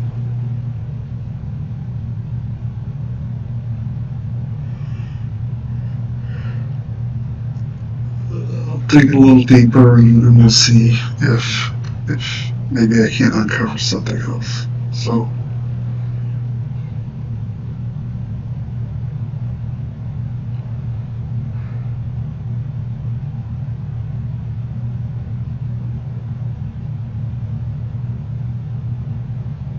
why? Pride made me angry. Pride was hiding behind the Wendigo. Pride was hiding. Pride was another source of my anger. I feel the spirit filling me up even more. Oh, this feels incredible. It feels incredible. It's a realization. That was it. That was it. I needed to realize that pride was also a source of my anger and is a chameleon. Pride is a chameleon. Pride will work its way in somewhere and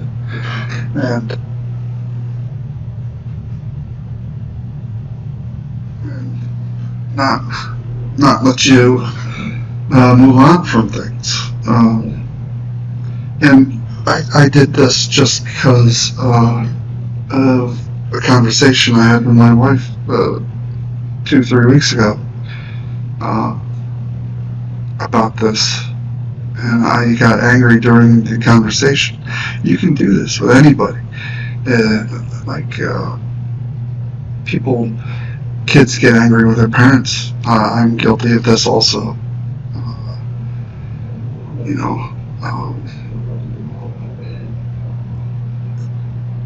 I don't know. I'm really tired right now. That was good. That was good. That was a good feeling. When you're trying to become a better person and you are working on these things. I don't want to be angry at my wife. We get along. I want to continue to get along. I wanna be there for my family. I wanna be here for my daughter. You know, so just being able to deal with these things. And I know some of you are saying it's not all up to me to make the family work, and you're right. But I am the only one that can control what I am doing. Okay? I can't make my wife do this also. I'm talking to her, hoping that she will join me. And she has, to some point. But she's got other things that she needs to work on. She's not at this point yet where I'm breaking down, conversations I had 2 or 3 weeks ago, trying to improve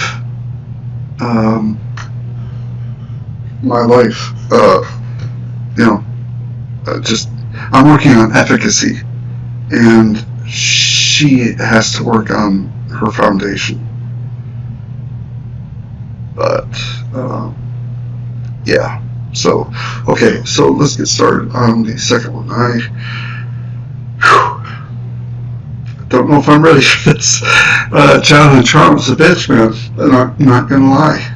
This is a different animal, and please, no one do this, okay? This is not something you should be doing. Leave this. It is something you should be doing, but it's also not something you should be starting with. Like I said, start small. Start with things like this, because this is where, like this little exercise I just did. These are the first 2 steps, okay? Learning to assign responsibility and learning to forgive. Once you use these 2, you can start to improve your life. I'm giving you tools for your toolbox to aid you in your personal growth, okay? And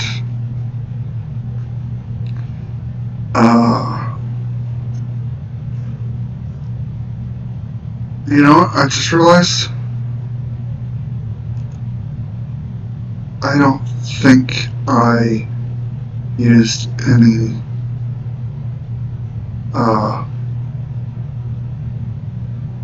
keywords. I'm not sure anybody's watching or has access to see this.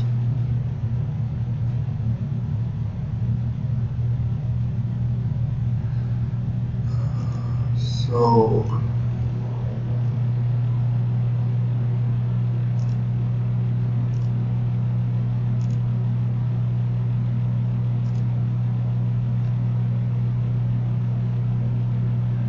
yeah, I don't know. Like I said, this is my first time using OBS in a while, so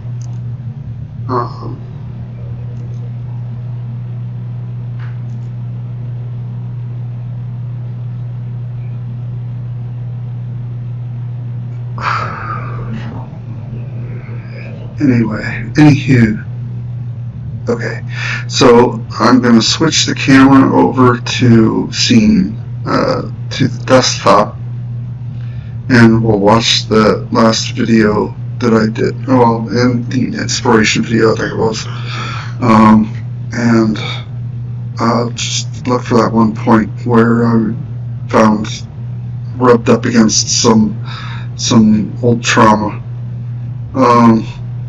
and then I'll try to get into that frame of mind, and we'll try to quash that demon tonight. So, okay, let me switch this around. I'm sorry, I'll be right back.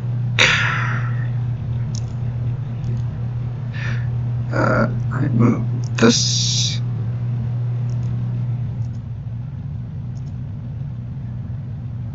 Add this.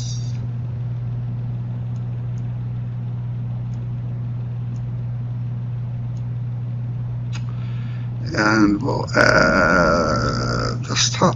Where's desktop? There we are.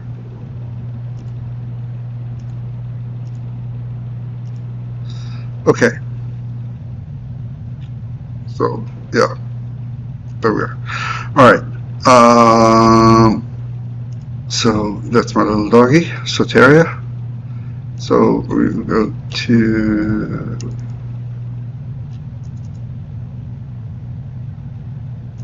page 6. No. 5. No. 4. Yes, this one. Okay.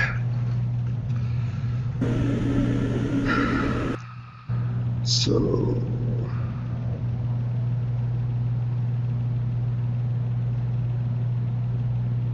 there we are. Hit the nail on the head. That's the reason. Gone this. Go one second. I want to make sure that the camera is working.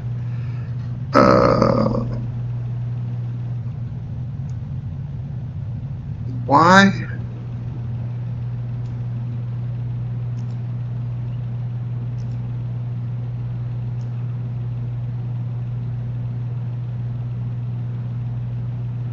Okay, so that's a layered back.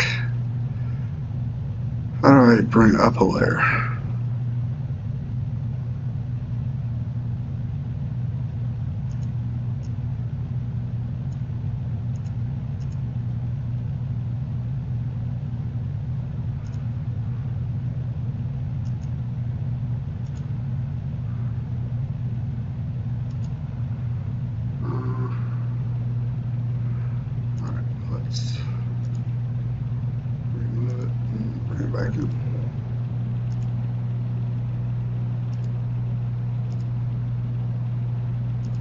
There we are.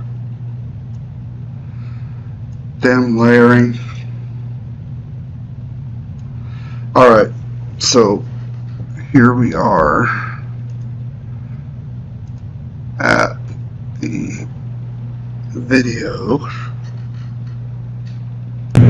As soon as you realize it. For instance, okay, here it is. When I was in marriage and family therapy, when I was, I think I was 38, my issue at the point that started life, I didn't realize it. I didn't realize there was anything wrong with it. But their pain. I did that as a therapist because I didn't, you know, if I had a client who was a female, I would diverge from helping her through her aha moment because I didn't want her to cry. And here's the reason. When I was 2.5 years old,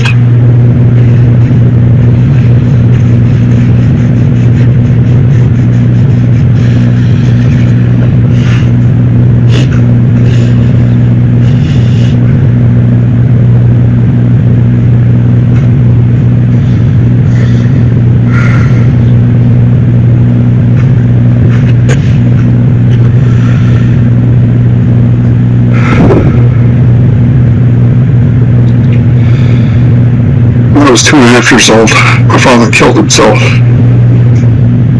And I know what you're thinking. 2.5 years old, you don't remember shit.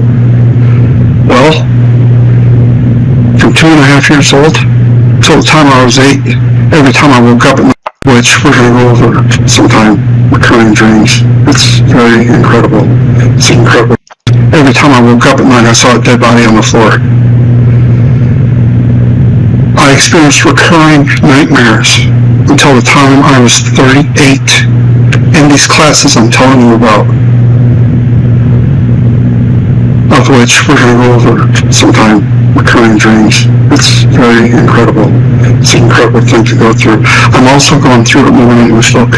I realized that I was defending women because when I was 2.5 years old, every time I heard a woman cry, from the time I was 2.5 to the time I was 38, I thought that woman was crying over my father killing himself.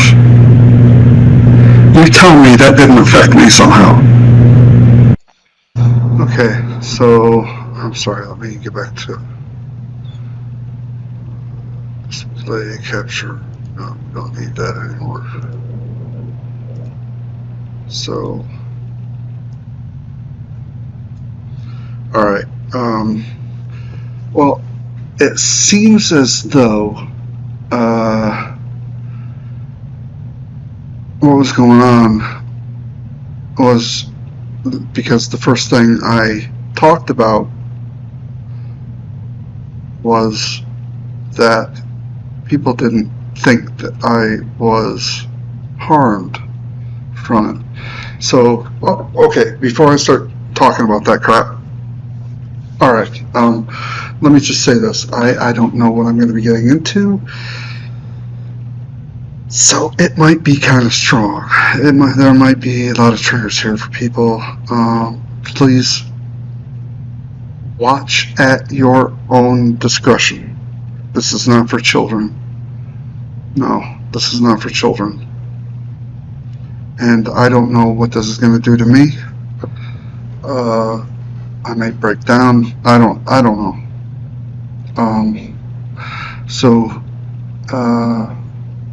Please keep an open mind.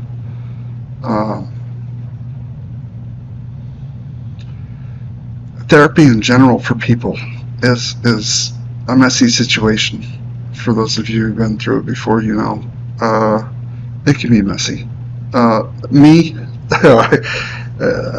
I'd done this many times before I even went to therapy. And I congratulated the woman. She cracked me like a nut, man. As soon as I sat down, within 5 minutes, she had me crying like a little baby. It's crazy how quick she did it. Yeah, I mean,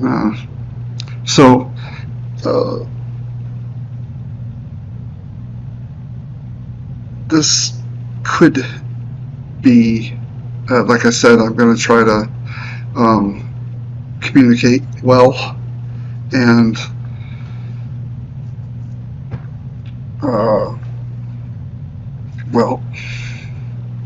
I'm gonna do my best. So let's get to it. All right, so I'm pulling myself down, pulling my mind down into my heart. Oh, sorry. Heavenly Father, please look over me. Please don't let me hurt myself too bad. But just enough. Please, God, keep me on the straight and narrow. Help me heal these wounds. Thank you, Lord. In the name of Jesus Christ. Amen. Okay, so here we go.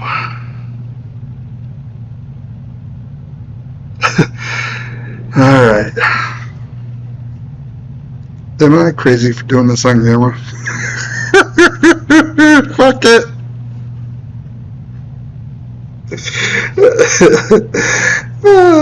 Alright.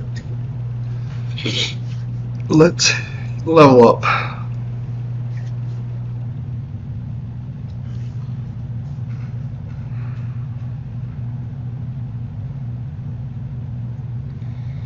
Pulling myself down, my mind down into my heart,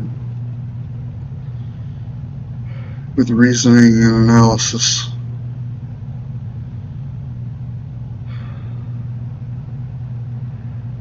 Why? I'm feeling the Spirit. Feeling the Spirit heavily.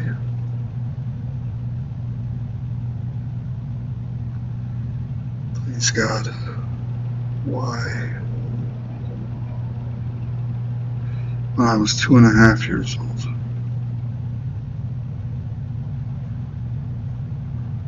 I was 2.5 years old. Was I upset about seeing the bodies at night? I woke up. What triggered me? What triggered me? I said about my father. Dad, I forgive you. I forgive you for leaving us. Dad, I forgive you. I forgive you for leaving me. You must have had. This is your fault. Whatever. You weren't prepared to handle whatever it was you were trying to handle. You didn't have the ability to handle what you were trying to handle.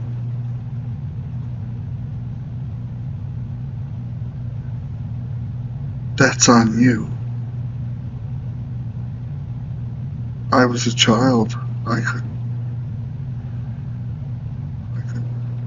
couldn't do anything.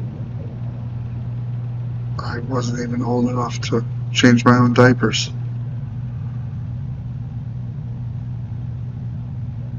I forgive myself. I forgave myself long ago.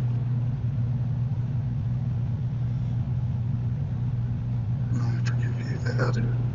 I forgive you for leaving us. I forgive you for not having the tools to handle whatever it was that you were trying to handle. I forgive you for leaving us, putting us in such a hellhole for the rest of our lives because you left us in such a way. I forgive you for that.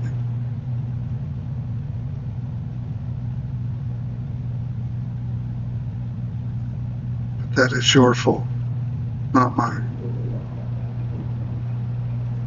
You made Mom cry.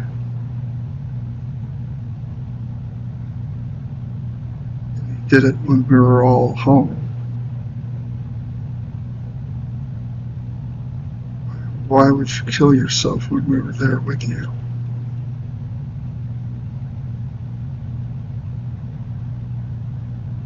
That's your fault too.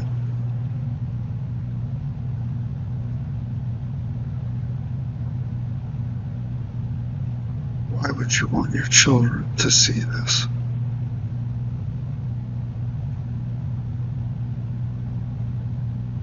Why would you want your children and your wife to be so, why would you want your family to be so affected by this?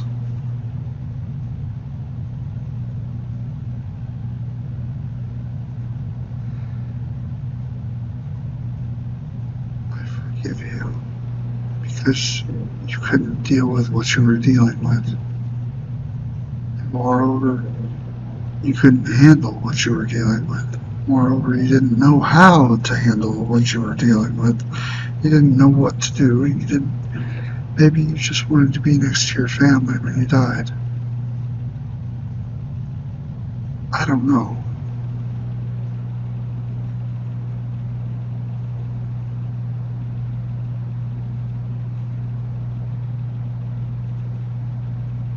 Getting off topic because I stopped feeling the spirit. So I'm gonna have to circle back around.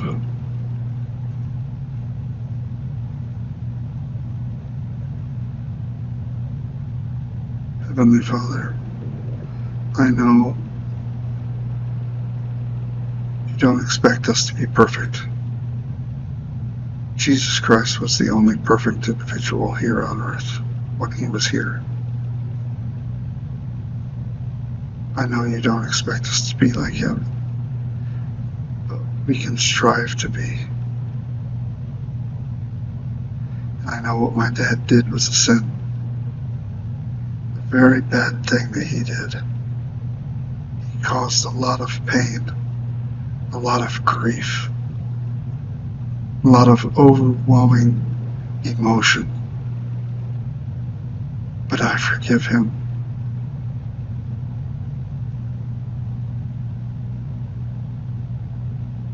was the benefactor of that pain, along with my brothers and sister. But for me, I forgive him, and I ask you to also. Thank thee, Lord, in the name of Jesus Christ. Amen.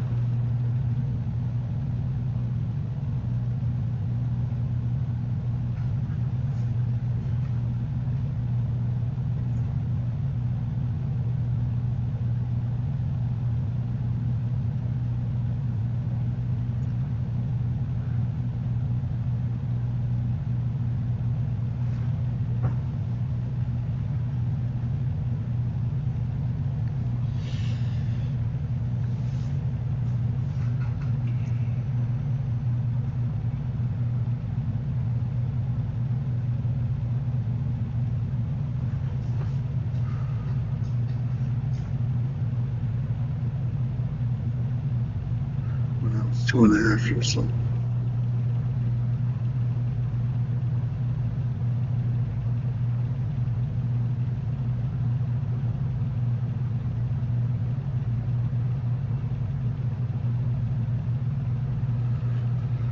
I'm running back through it because I know I didn't deal with it. I know I dealt with some of it, but I know I didn't deal with all of it.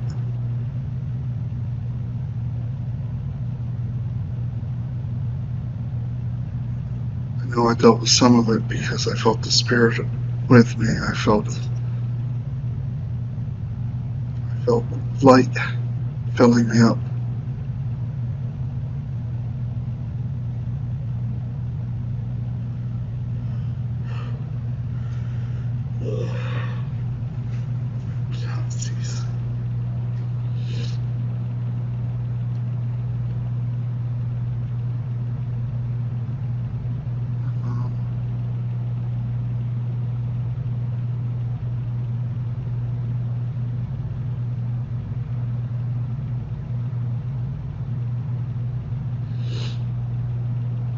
When I was 2.5 years old, I heard. It must have been horrible, crying, to affect me so throughout my life, subconsciously.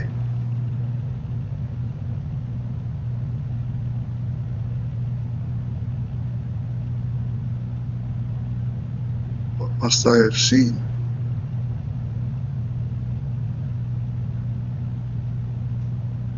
What must I have been a part of? I feel the Spirit again.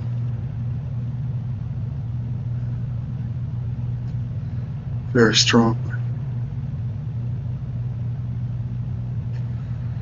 This feels like the right path. This feels like the right road to be walking on.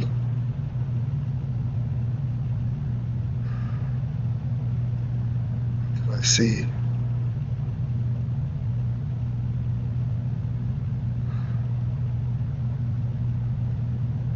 What did I see? What did we all see?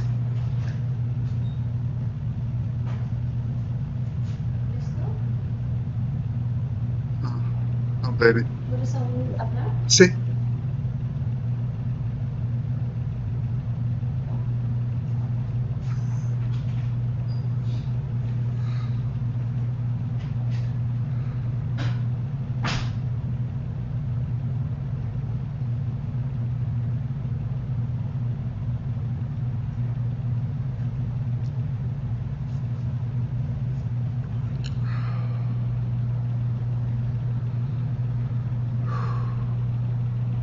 What did I see?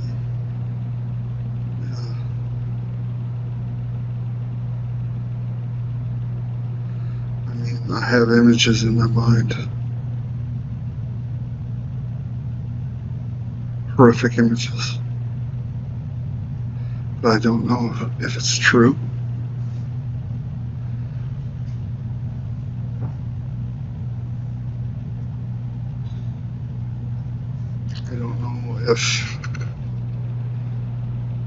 I don't know if it's true because well, I mean, look how many years have gone by.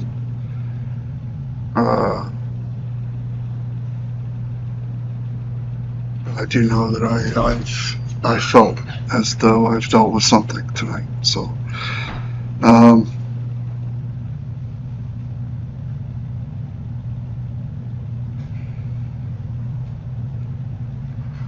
don't think I've dealt with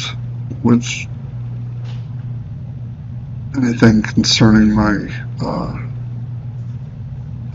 childhood trauma because, well, I mean, I've done so much work already. I could have just brushed past something that I dealt with.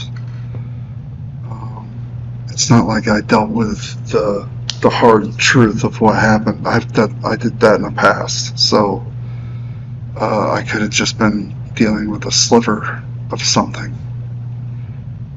Yeah, who knows? That's a tough one, but that's it for the demonstration, guys. I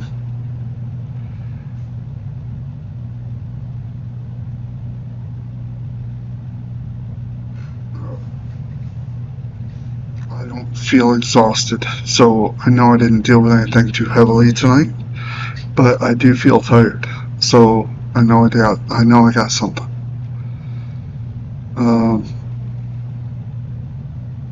But at the same time, I did not feel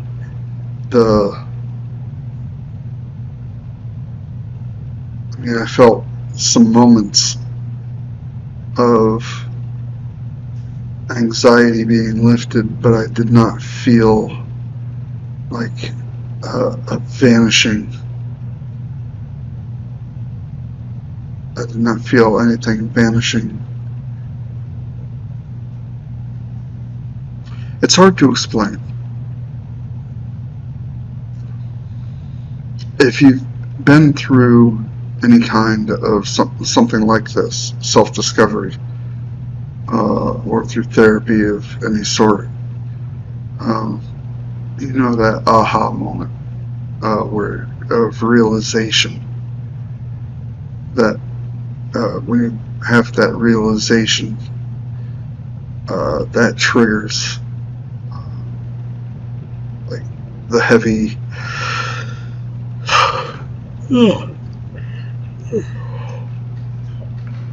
Maybe I got something. I'm tired.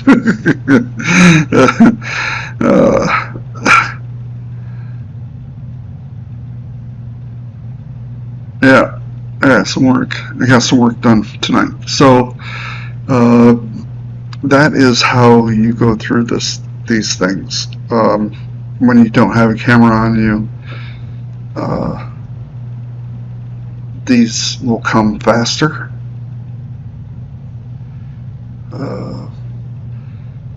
As you do them, and start small.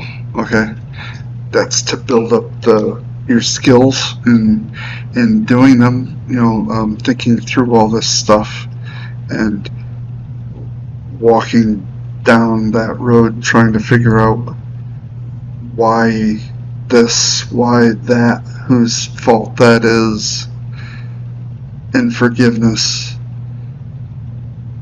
This all goes hand in hand, and the more you do it, the better you are at it, and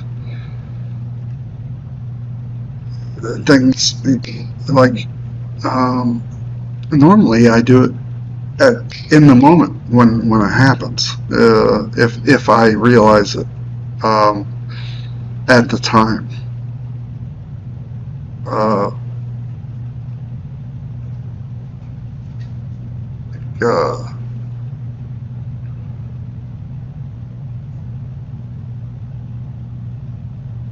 Hell, I may even come to the realization during that video that y'all watched with me.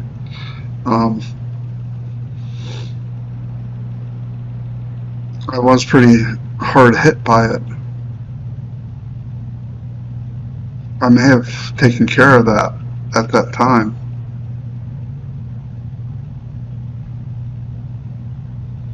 because I didn't have that hard hit tonight, and I felt pretty good about talking about it. So I may have detached a little more emotionally from it. And that's the goal, to detach emotionally from your trauma, because that is what lets you move through life without having to think about this stuff anymore. It does not ruin your life. It does not affect you the same, and you can heal and live a normal life.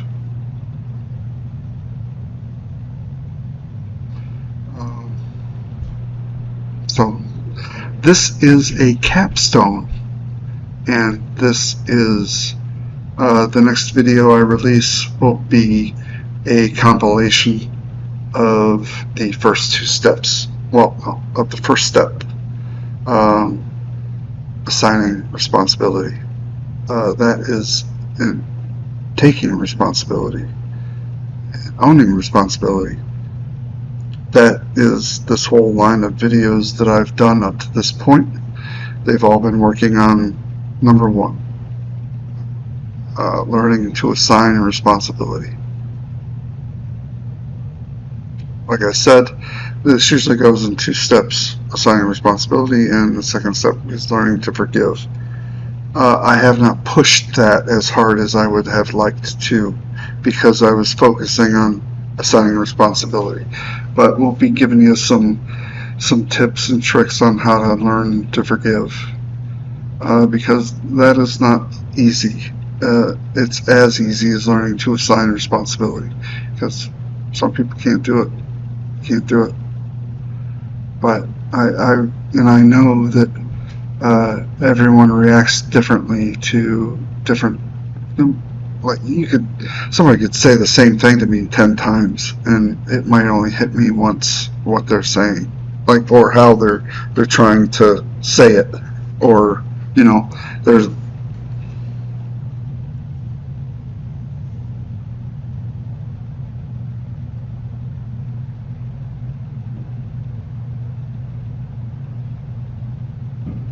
We don't absorb everything as easily as we would like to, especially when emotions are involved, especially when trauma is involved, especially when just hard life is involved.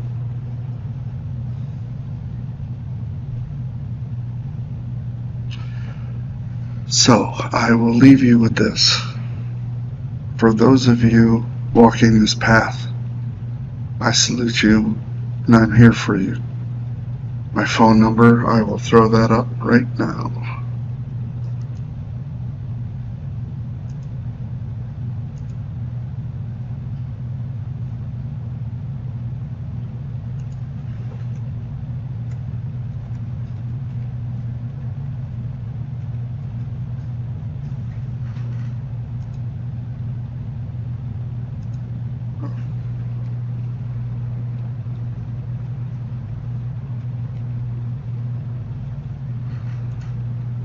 Alright, right there is my number.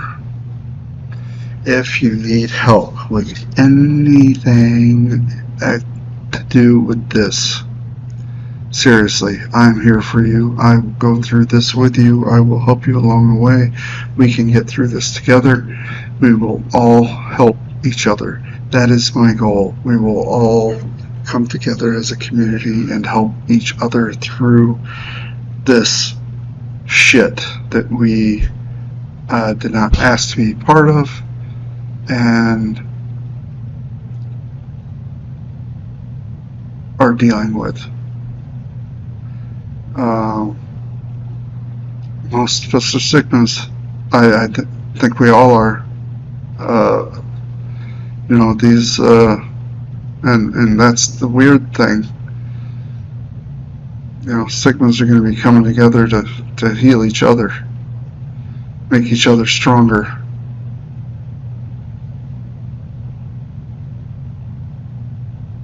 We've been through a lot.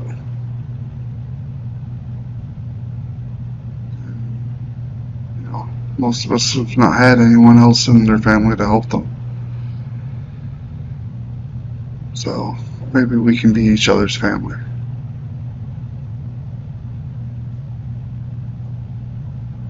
Just an idea. I'm going to throw up some other stuff too.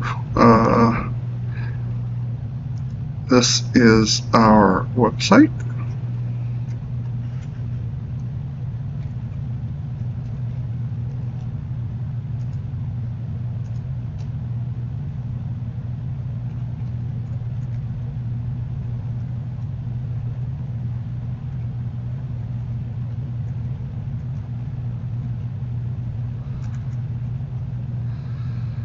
Okay, this is our website.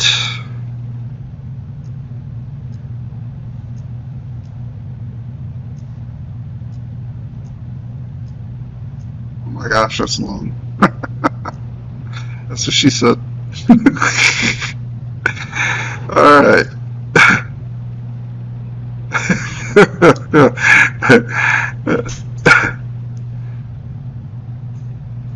Yeah. Get my bald skull out the way. All right. So there's that, and now for those of you who would like to help with financial matters, my book is for sale on Amazon.